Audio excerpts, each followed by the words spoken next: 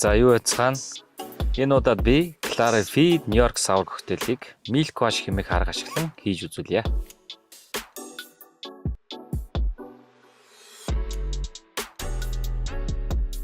Milk Wash арга нь 18 дугаар зуунаас үүдэлтэй бөгөөд ихэнх коктейлүүд нь лимон хүчилттэй байдгаас хотоодонд үзүүлэх нөлөөг багасгахын тулд сүүгээр угаах аргыг хэрэглэх болсон.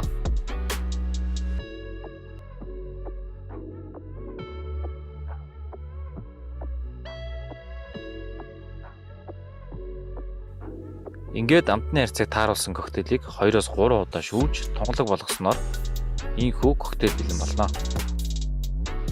Бэлэн болсон коктейл дээр чихэрлэг амттай улаан вино хийгээд салемын нутгийг цацаж чимэглэнэ. Ингээд зөөлөн хэрнээ эсэглэн чихэрлэг мөртлөө салемын амтгдсан коктейл бэлэн боллоо. За дараа уулзцгаая. Учрал бүрт амтны хүнс комплекс